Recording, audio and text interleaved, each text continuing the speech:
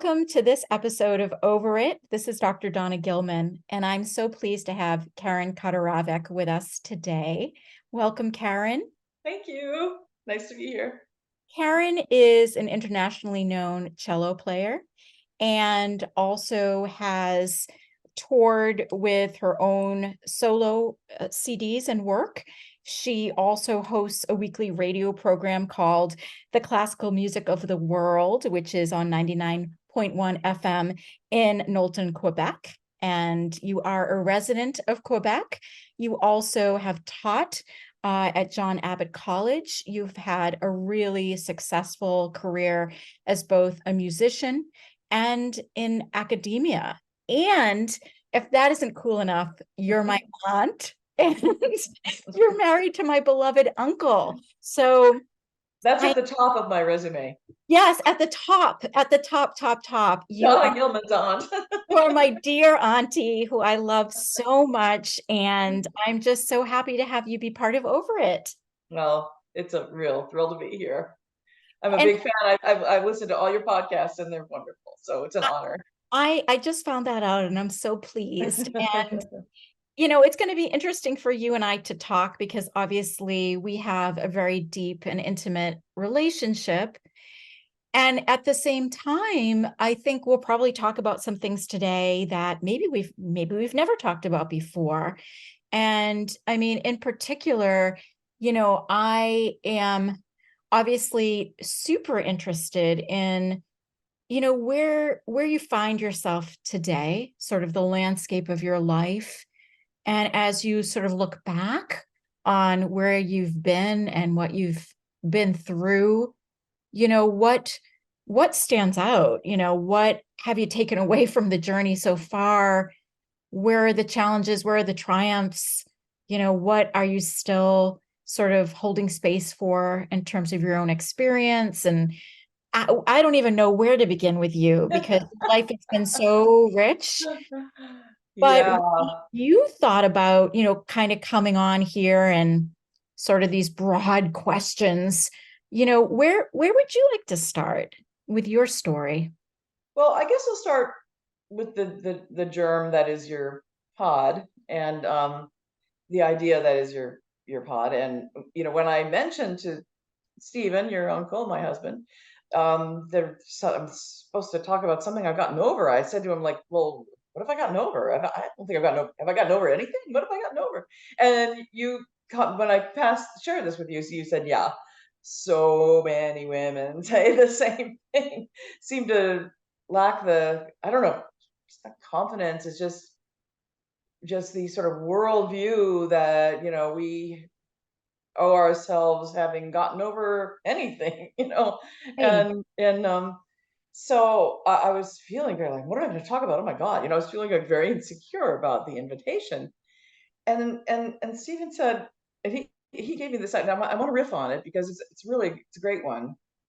He said, well, he's known we've been together for 23 years, so he's known me quite a while, and he said, I think you got over I don't think the word he used was desire, but the acceptance of being poor.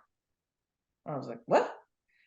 And he said, well, you made, this incredible transition from being solely a classical performing musician to doing all these myriad other things. And that, have then brought lots of doors and windows open because of that transition. And he was very impressed at the transition that I went through. And he wasn't quite there. We hadn't quite met, when that happened. But when I started, I slept on that and I started thinking about it, and I was like, yeah, that was one of the moments of my life. I'm 67, so there have been a few, but that was a biggie.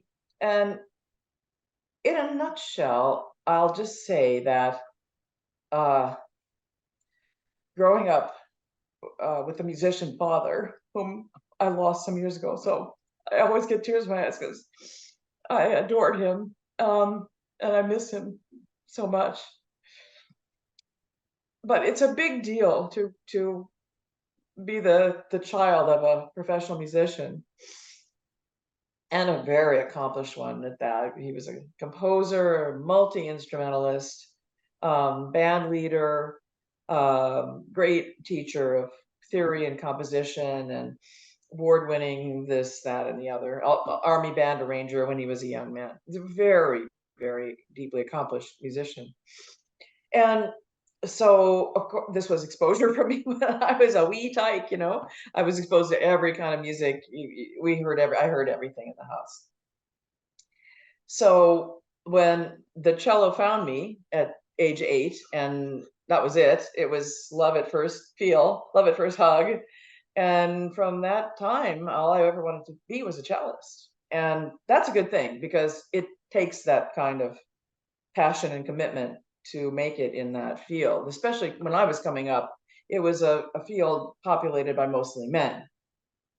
So I grew up in a man's world. So I had to be tough. I had to be better than them if I wanted to win an audition. If I wanted to take a place in a certain chamber ensemble, I really had to be able to play, you know, miles around a competitor who was, you know, maybe a guy who was fairly well liked. So there was all of that. So, but you know, but to be a musician, oh my God, you know, we could talk about this for years. What's involved in it, but it is so deep. It is such a deep endeavor because it involves your body. You know, you're an athlete, constantly, you know, in training and keeping up your athleticism. It's an intellectual exercise because you're always analyzing, how do I get from this note to that note? How do I, you know, connect these phrases? What is this piece about? And how do I deliver it? And how do I go about communicating to the audience what this piece is saying? What did the composer have in mind? How do I determine from the score and from history and from what I know of other composers, what this composer was trying to say with this particular piece of music, and how do I bring that to life off from the page to the stage? And then of course there's the instinctive part, which is very important. You have to, you know, be in the moment when you're practicing. Otherwise you're just, you know, sawing away and you're not getting anywhere. So you have to be alive, you know, with the instrument, with the music, even if you're just reworking a phrase in your practice room and nobody's there to hear it. And of course, there's the instinctive part when you're there in front of an audience and you're getting, you know, feedback from the audience, and that can change the way you interpret or the way you perform the piece, and that has to be okay, you know. So anyways, it's very complex and very rich, and it was the best is the best career, and has been, you know, the most wonderful aspect of my life is have been a cellist, or to be a cellist. You're talking But about some aspects of gender, but also class. I mean, when you talk about the poverty factor, I mean, are you implying that, you know, in many cases to apply yourself as a professional musician and coming up as a musician, it was to accept that there wasn't going to be a lot of money? yes, I mean, I could have aspired to be an orchestra player, but I never wanted to do that. I mean, I did some orchestral playing. I was principal cellist of the Vermont Symphony for about a dozen years, and principal cellist of some chamber orchestras like in Boston Baroque and Handel and Haydn Society. I wouldn't want to sit anywhere but first chair, first of all. So, and secondly, to be in a big orchestra where you'd have, you know, like a tenure, for example, that would be very hard to earn. But if you really are great and you stay at the top of your game, you can get there. And the salaries are good and the benefits are good. But I didn't want to be in a huge orchestra with 110 other people, you know, with the conductor always dictating the way I play. And I just prefer the intimacy of chamber music and chamber orchestra and solo playing. So that was pretty clear from early on that I didn't want to go that route. So I didn't train in orchestral programs, and I didn't, you know, bury myself in orchestral excerpts and because I just wasn't going to be taking those kinds of auditions. So my path was going elsewhere. So once that door closes, for a cellist, unless you're the rare yo-yo ma, and there's only like a couple of those. There's not much room for those, and unless you're at that level, like superstar, you could make a living, but the living is probably not going to be that comfortable. I made a living, I supported myself, but I had to do some pretty creative things along the way to make that happen. Like especially my living arrangements were sometimes pretty interesting. Like, do you want to say anything about that? Well, yeah, what do you mean? Like, taking a roommate when sometimes I wasn't really that I would have preferred not to move in with that boyfriend. Oh, right, a boyfriend, right. Mhm. But it was economically advantageous. There's a little, dancing around the maypole that had to be done to make that work sometimes. Or, sometimes I just I needed my own space. I remember renting rooms in houses. Nice people, nice houses, but rooms in houses. I had a living arrangement in Boston for 4 years, actually shortly before moved to Montreal. I met Stephen. There was a lovely woman that I met through a private student of mine who was a psychiatrist, and he was dating this woman. And she was a single mom. She had 3 sons. At that time, they were between the ages of 10 and 16, I think. And she was working, and she just wanted, after school, she couldn't be there all the time. Sometimes she just needed there to be an adult in the house. That's Mhm. really all she asked. And she, you're not there to raise my boys, and they're good kids. And she thought maybe it would be interesting for them to learn about what it is to be a musician. And I was free to practice in the house, and she thought maybe I'd get something out of living with a family. And she was right. I lived there for 4 years. I lived Oh, there wow. rent free. But there were there were strings, and they were fond strings, but there were some restrictions.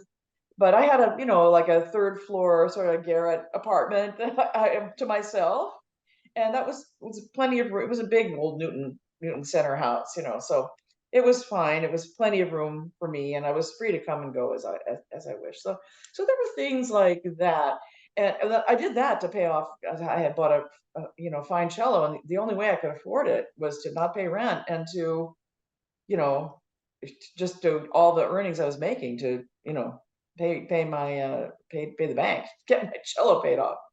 So Your Yeah. I was just thinking like your first and most long lasting love affair has been with cello from the age absolutely, of 8. absolutely, absolutely. I always say that cello is my best friend, will never leave me, and Oh, it is my best friend. And Stephen doesn't have any problem with me saying that. He right. understands. And also the fact that the cello itself is such a large instrument for people who aren't super familiar with cello, right? I mean, it's as large, if not larger, than your body. It's taller than most Well, people's when I'm bodies. standing up, it comes up to about here. And you're a taller woman, I right? am, yeah. Yes. You're showing that it comes up to about the level of your eyes. Something like that. So you sit on the chair and then you hug it and you play it, And and so it vibrates, and that you feel the vibration goes through your vibration, whole body, right? yeah, and your breastbone and your legs and the floor, and it's a very sensuous instrument to play, and very yeah, it's very natural in a way because you just kind of are like it's almost like a violin where you sort of, Right. You're embracing it the entire time. yeah, it's not always that easy, but yeah, that's the basic posture. Over It is proudly sponsored by the Couples Center of the Pioneer Valley, offering specialized services to couples and individuals with relationship issues and concerns. Check them out on the web at pioneervalleycouplestherapy.com or call them at 413 570 0067. So coming up sort of in this man's world where you are mostly surrounded by men and as a cello player are a little bit of a rare breed as a female cello player, right? And yet having a father who was a renowned musician, did that sort of prepare you for some of those gender dynamics, or was that a No, struggle at times? he absolutely did not want me to go into music. He did not. No, no, no, no. He, every year I'd have the talk. Now, Karen, you are so bright. You could do anything you want to do. You know that it's music is very difficult. It's a very difficult profession. And, he was especially worried because of the times in which I grew up. But he thought that if I had a crack at it at all, the strings were a better area because the winds and brass, like forget it. There were no women playing winds and brass, and like say for example, major orchestras at that time. You might find a woman harpist or the odd woman flutist, but mostly, there were just starting to be some women playing string instruments professionally in orchestras. So he thought, oh, maybe, but he really discouraged me. But he said, if you want to do that with all your heart and soul, and this is just what you're committed to, this 100% will support you. So What I was the always primary concern? I mean, was it that you weren't going to be taken seriously as a woman know musician, that I'd struggle financially. that you would struggle financially? Yeah. And he And didn't want that for you. correct. Yeah. Right. You had a determination. You said, all I ever wanted to be was a cello player. And you have been completely devoted to that throughout your life. And along the way, as you talk about other doors and other windows having opened, I know that you eventually got into academia and teaching and consulting and, how, Mhm. and you've done some really interesting research and curriculum building around the integration of things like the arts and psychology and just like really interesting things. So how did Yeah. the whole piece of getting into academia come into play for you? Have you ever had literally an epiphany that like in one, like a light bulb going off, just like all of Yes, a sudden something yes, becomes clear that wasn't clear 20 seconds yes, ago? yes. It's pretty intense. So this happened to me. I was sitting in a rehearsal, and I was 34, 35, something like that. And a lot of my colleagues were 50, maybe early 50s, which seemed on like the older side to me. And I was looking around, I wasn't playing that. The conductor somebody was talking about something else. And I was just looking around the orchestra, and I was thinking, oh, everybody looks so tired and old and unhappy and, just discouraged. And I just went, I'm not going to be that person. I'm not going to be that 50-year-old. And I don't know what that means, but that's not going to be me. And so I just sort of, as things fell into place, I moved to Montreal, and in Montreal, I went back to school and I got a second master's degree. All my degrees had been in cello performance. I went as an adult Teleperformance. student, Okay. Okay. cello, Yep. undergraduate master's degree and artist diploma in cello performance. This is how specialized a training this is. Yeah. Yeah, yeah, it's very specialized. Anyway, so I went back to school as an adult student and got a second master's in psychology, theater, and music. So it was the degree was interdisciplinary studies, but those were the three disciplines that I chose, and I had the best. Those were the best 2 years. I just really flourished, and I wrote plays about musicians from a psychological vantage point. So I wrote plays. I wrote a play about Charles Mingus that was actually quite successful and won the best English script on the Fringe Festival, Wow. performed it in the Fringe Festival in 2001. And then I had met Stephen by then, and he directed me doing that show in New York on the Fringe 2 years later, and it did very, very well. And the widow of Charles Mingus, Sue Mingus, came to one of the performances, and she just said, come and do it at the club. Come and do it at Mingus' club. This is amazing. Wow. So this is in New York, right? So it was like, yeah. So I did wrote a play about Schumann. I wrote a play about Tchaikovsky. So I was doing that creative work, and I also had to write a thesis, and so I chose to write a thesis about it was called and it ended up turning into a book, Rapture and Despair: The Bipolar Affect and Creativity. Yeah. And I wrote about musicians who were bipolar and how they negotiated everything and how that played itself out. So we wrote an academic book about that was published, and wrote these plays, and I got it, and I got another degree in something that wasn't, and I got an MA, and so no, not like a music degree. So with that degree, I then applied to a college in Montreal, English language speaking college, fortunately for me. And they had an opening in the humanities department, and I got, that was my first interview after getting that degree, and I got that job, and that was a great job for me, at which I taught at that John Abbott College for 16 years in the humanities department. And the beauty of that job was they allow you to create your own curriculum. You can teach basically whatever you want, as long as the department approves of it and is comfortable with it. That nobody's really looking over your shoulder. And the department members, we would get together and talk about our work and celebrate each other's innovative courses and stuff like that. It was great. So I taught all kinds of different courses, some not even related to music. I taught one called Science and Spirit. Of course, I designed. My course in ethnomusicology was very popular all those years, and other courses, fine arts based courses, analyzing art and painting and so on. So that was, so I guess, Donna, the thing that happened in that epiphany, and then in the years, the several, only a few years, it just took a few years for me to kind of reorganize my life. Meanwhile, I was still performing and freelancing, by the way. But the thing, I guess, and I don't mean to be egotistical here, but I remember saying to myself, give yourself permission to be as talented as you are. Oh, say that again. I'm loving that. Give yourself permission to be as talented as you are. You told yourself that. Hmm. That's an incredible mantra.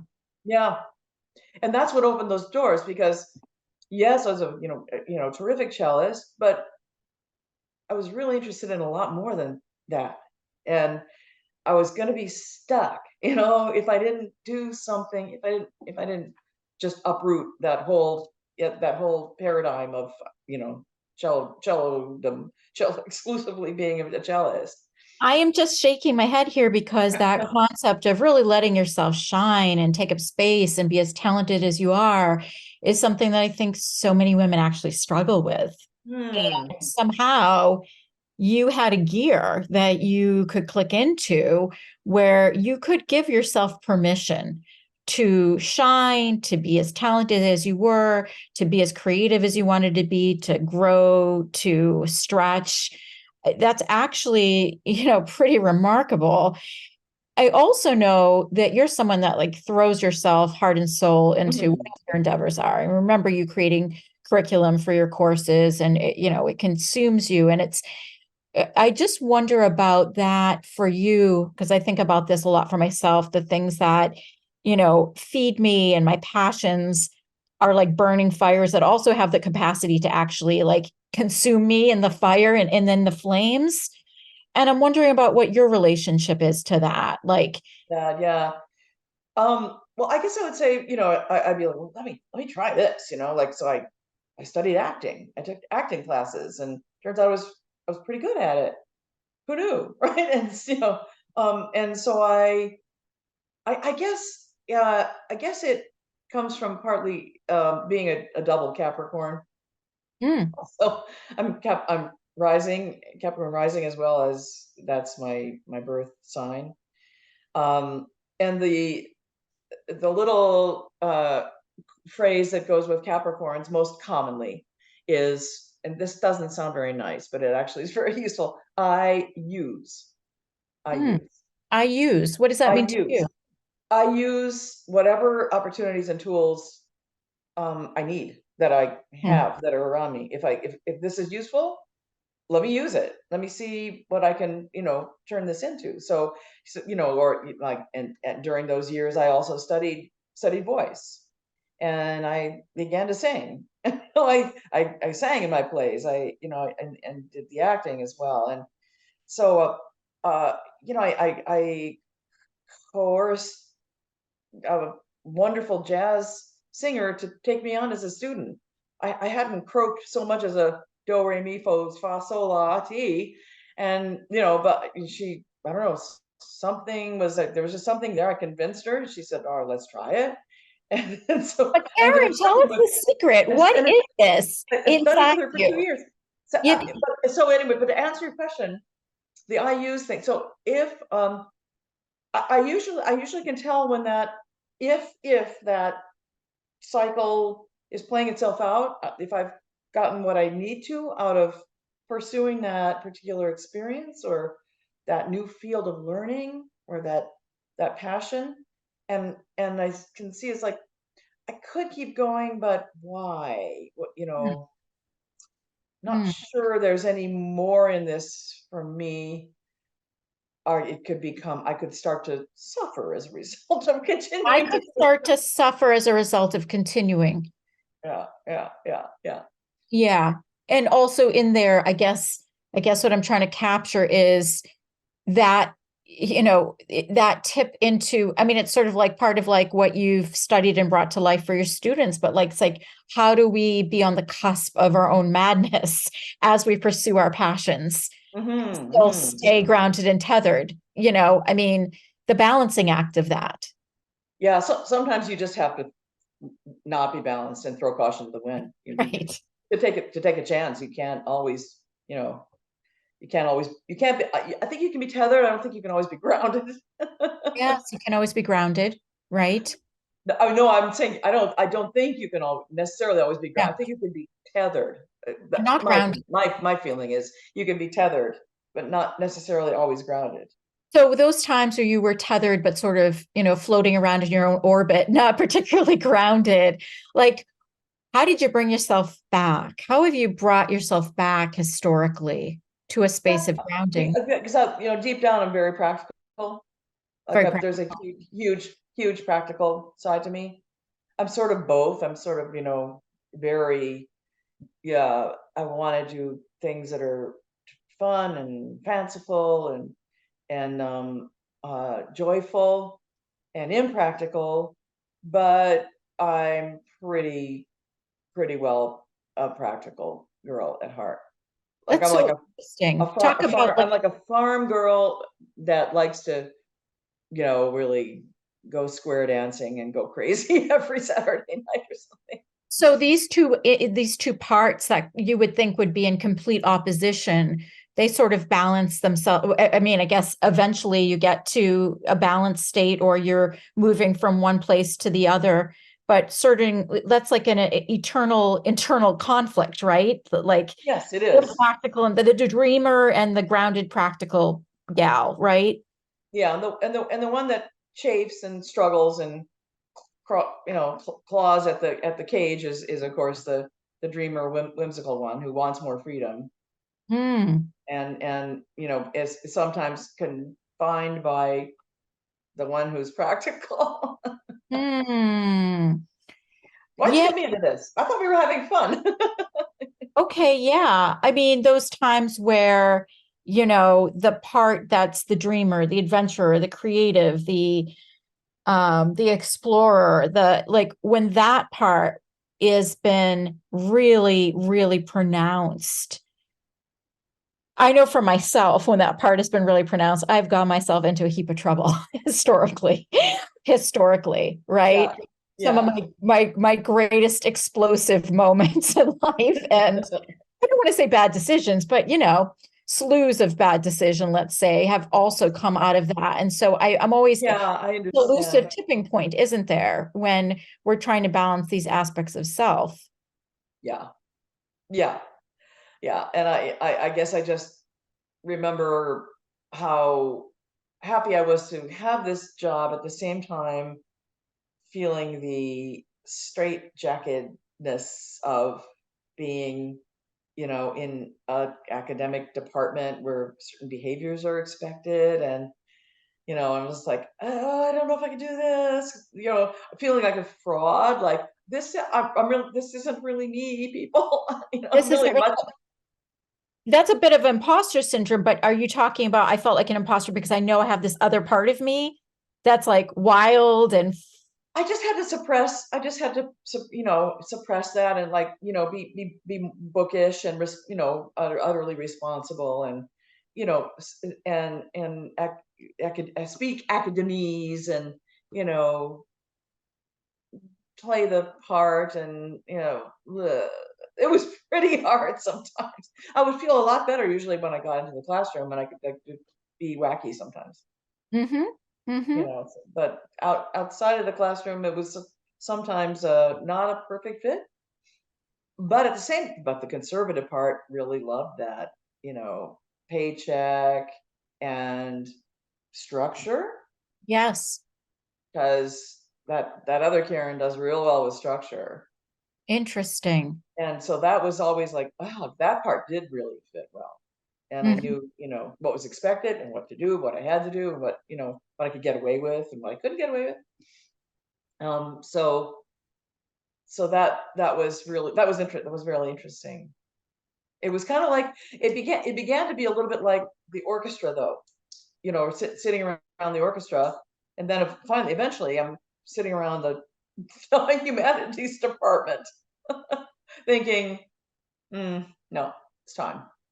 It's time to go. Yeah, it's time to go. Yeah.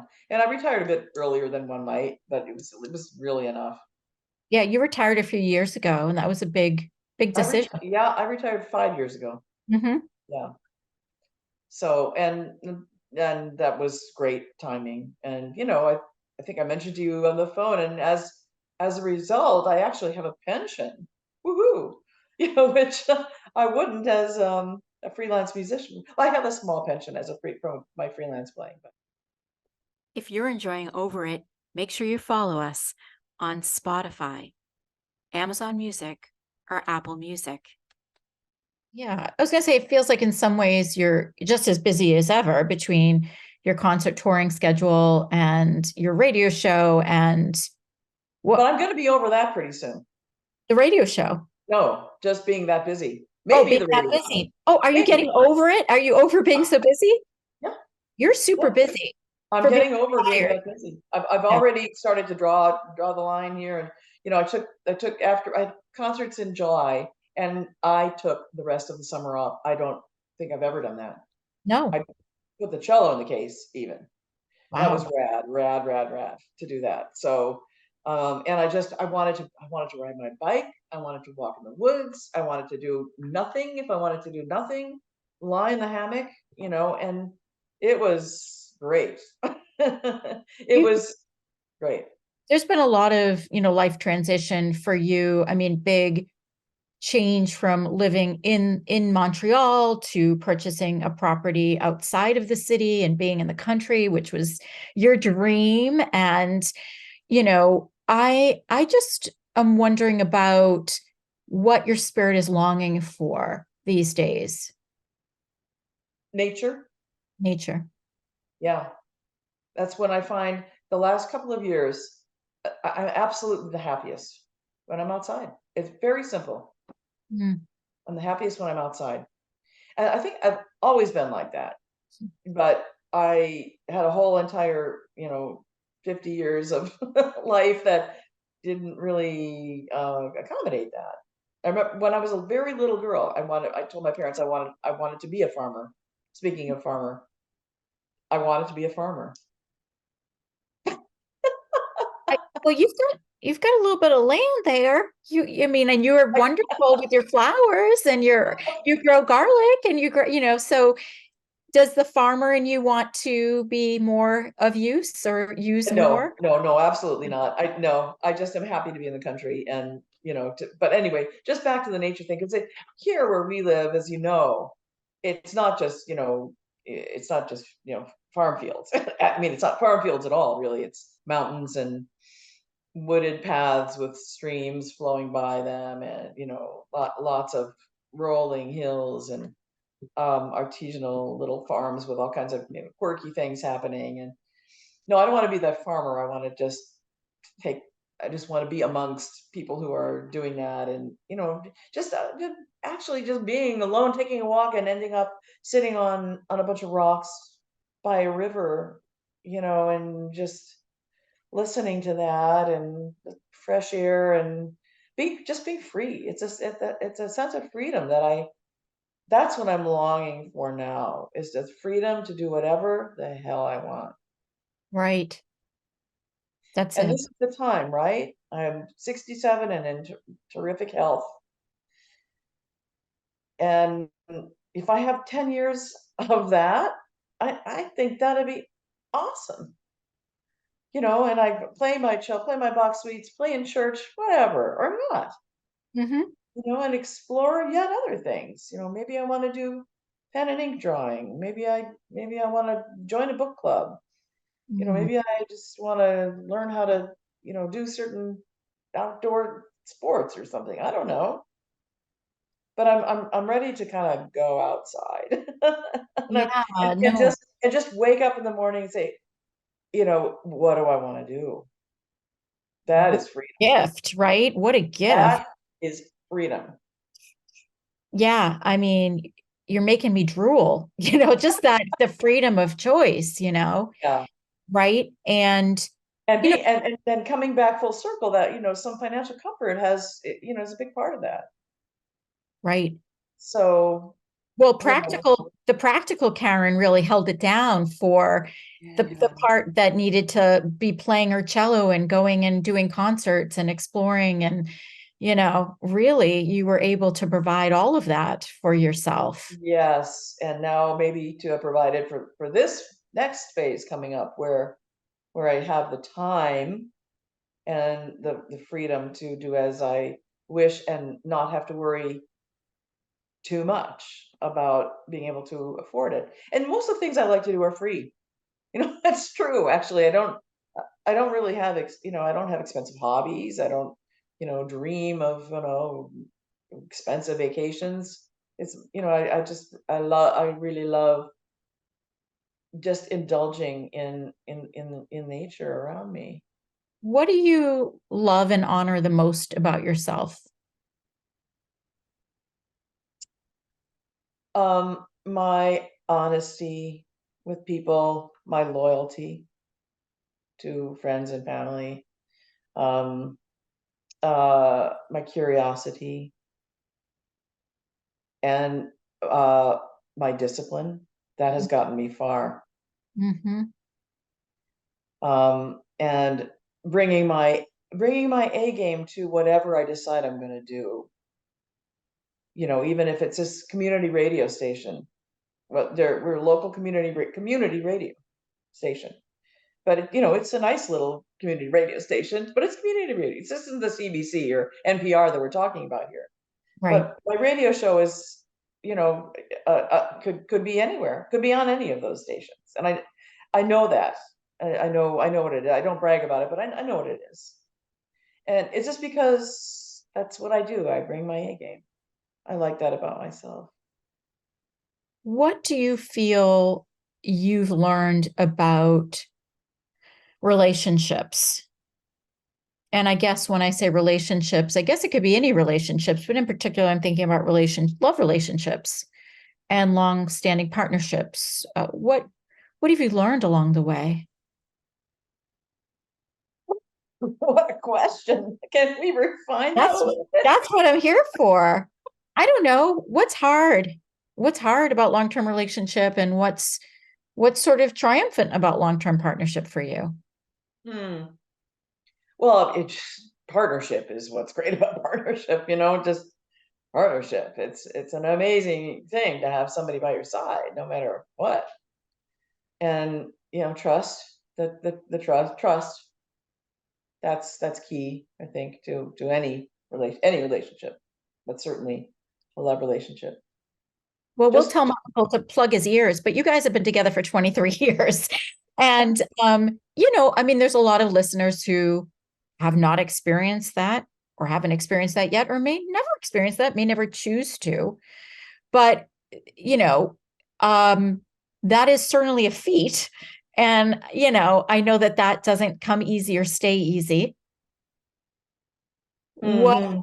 yeah, you talked about loyalty and trust and the joys of partnership as I mean, you're in fabulous shape and health, but, as we're all getting older, what changes about partnership? What challenges are there from Hmm. your perspective? Yeah, we lose certain independence, certain aspects of independence. And, I noticed that about my husband who's a bit older. I think I've started to become much more protective of him. Like, I'm very concerned about his health and well-being. And Hmm. if something threatens that, I I'm not happy. Yeah. Like if someone threatens that, it's unfair to him, or unkind to him, or not unkind. That's not, he's a big boy. He can handle unkind. But if something happens that really hurts him and it wasn't warranted, I'm like, let's step outside. Yeah. Let's settle this. Well, So I'm more protective, I would say, as of the relationship in general, as we get older and we grow together. mm, But it's like we know how to dance much more fluidly. That it's not, we all still step on each other's feet, but I think we know when to duck, and when to bob, and when to sit mm, down. And just knowing someone, being able to accommodate their moods. It is hard, but I think that's really interesting as well. It's like, oh wow, this is a challenge here that we're having. Like, what can we do to make this better? Let's talk about this. mm. Let's not. We don't let things fester. We may get upset with one another, or upset about a situation, but we'll pretty soon we sit down and talk about it, and we get it. We clear the air. I think that's really important. Is Right. having that air clear. I can't function. Neither can Stephen with things between us. The longest we let that go on is like we have a fight or a bad night. Overnight. By the next morning, we're working on it. You're working on repair. Yeah, yeah, yeah, yeah, yeah. Doesn't. Yeah. Yeah, You and my uncle got together when you were, I think, in your 40s, right? correct. And of course, Michael had a child at that time. For you, was it for you a conscious choice in your life to not procreate, to not create your own child? 100%. Yeah. Can you hundred speak to percent. that? I mean, it's a narrative I don't think we hear enough. Mm. I I knew from, I think, even before I was able to bring a child forth. I knew I didn't want to. Uh, I remember saying, oh, maybe I was okay. Maybe I was of childbearing. Yeah, I got my period very young at age 9, so I was pretty young when I was thinking about these things. But I remember being very, very young, like probably a preteen, and just looking around and saying, I don't want to bring a child into this world. And that was 50 years ago, 50 whatever, 55 years ago. I remember thinking that this is a scary place. This is not. I would not feel I would feel irresponsible, is actually how I felt. It was so clear. There was never an iota of doubt in my mind that it wasn't, I didn't appreciate children or couldn't have seen myself as a mother. I think I probably would have been a wonderful mother. But I felt it was wrong for me. I felt it was wrong for the world, and I felt it was wrong. It was a wrong choice for me, and that was really clear. And that has remained clear. If you're enjoying Over It, make sure you follow us on Spotify, Amazon Music, or Apple Music. You had a lot of clarity from a young age on a number of things. You Yeah, sort of, yeah. yes, came into this world with some clarity. Yeah, I think I did. I remember my mother saying, "Oh my shoot, my God, when you were like 2 years old," and yeah, I remember my mother remembers thinking to herself, "Nobody's gonna push her around." Like Mm. I was a strong little tyke, you know. You do have a bit of this warrior energy. I mean, you also have, a really rich spiritual life that is uniquely your own, that I know something about. But, Hmm. in your life, what role has your spirituality or your spiritual practice played? Hmm. It's always been there. It was acquired. We were raised without any influence from church, synagogue, temple, anything. But I was always a seeker and went went straight. I think at age 11 um, to the Catholic Church. I somehow said, "Well, let me start with Christianity. Why Mm. not?" And I knew that the sort of font, of all that was the Catholic Church going way back. So I went to a church. I grew up in Chicago, so yeah, I remember that church. One day I was walking home from school, and I walked by the church, and there was a rope. You could pull the rope, and the bell would ring, and the priest would come. I pulled the rope. The priest came, and I said, "Hi, I'd like to learn about Catholicism." Oh my gosh. I remember that day, and he was like, "Well, come in." And so we met regular, like once a week. And Father Christ, I remember, was a very lucky for me. He was a very nice man, a very, very entirely decent man. And he gave me things to read, and we discussed things. And the only reason that came to an end was he started. I started feeling pressure from. He wanted me to start attending church, of Yeah. course, and I was already playing the cello. So he said, "No, but bring your cello. Be in the little band. And with the guitars and stuff, and play." And but I didn't want to do that. I didn't want to start going to church. That wasn't my idea. Yeah. So anyway, I went from there to different denominations, Christian denominations, and then I went to Baha'i and studied Baha'i and studied. Later on in graduate school, fell in love with a very religious Jewish man. Stephen's Jewish, but not religious, as you know. But I was living in a kosher household with my boyfriend Neil and his two cousins who kept kosher, and so I sort of through that experience and thought about convert. Probably would have converted, except his parents hated me because I wasn't Jewish. And so, but, so I guess I would say, and settling more or less with Buddhism finally as a practice and a intellectual path as well. And that, I think, has made the most sense to me. It, How it, does it, Buddhism inform your life? how has it informed my life? Um, it's given me philosophical tools to understand the world. It's a very philosophical religion. It's very analytical and philosophical when you get into the teachings and so on in the different schools. But then there's there's the practical side to it. What I liked about it, what drew me to it, I think, at the beginning was, oh, you mean I can do this all by myself? I can sit and meditate. Cool. I really like that. I really Yes. like that. Really appealed to me. You don't have That to go anywhere. You don't have to go to church. You don't have to be mentored. You can do this by yourself, and you can do it wherever you are. yeah, yeah, yeah. So I flirted with that in my 20s, and then things happened, and then I came back to it later, some about 15 years ago, I would say, when there was more space for it. Yeah. And so it's been a tool, as well as I took refuge vows. So at one point, So it's nice to know that there's this lineage, and tradition of people who have taken refuge in the Buddha and the Sangha and the Dharma, and that there's something to go to, and that there is community. If you want it, you can find it.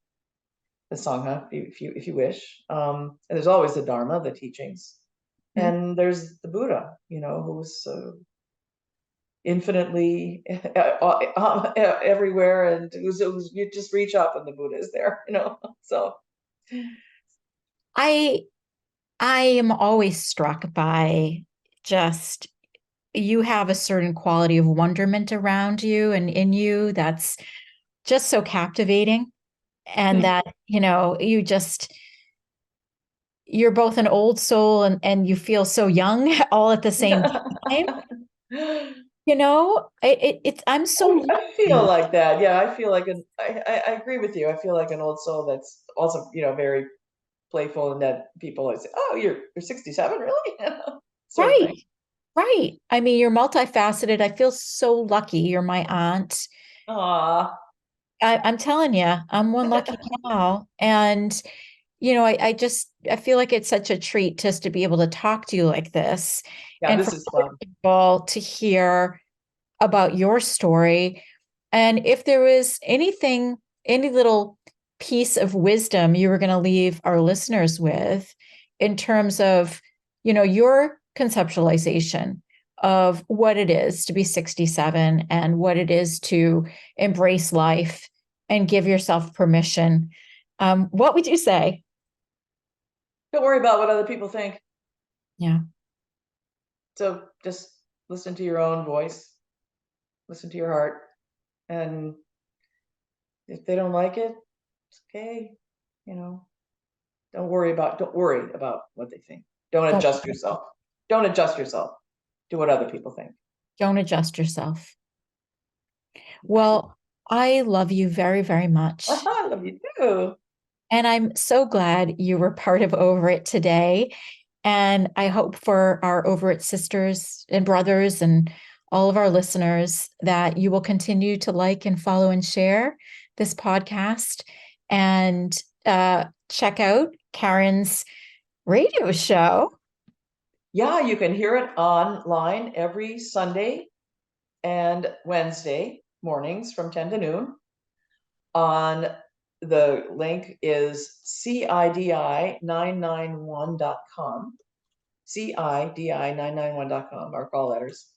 And then you open that webpage and there's a Listen Live tab you can press. And also all my shows are on podcasts on the station's website. And your show is brilliant. You write it and you completely do all the production. I mean, it's incredible. The show is wonderful. I hope people will check it out. And once I get my passport renewal back, I hope to be in your loving arms. Absolutely. In Canada very soon. So give my uncle a squeeze from me. Okay, a squeeze from me to you. Absolutely. Love you. Love you too. Can't see you soon enough. Bye. Bye. Thanks.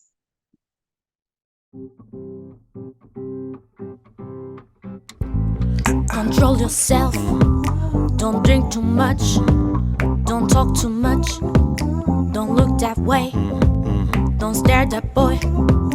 Don't giggle. Don't wiggle. That's too short.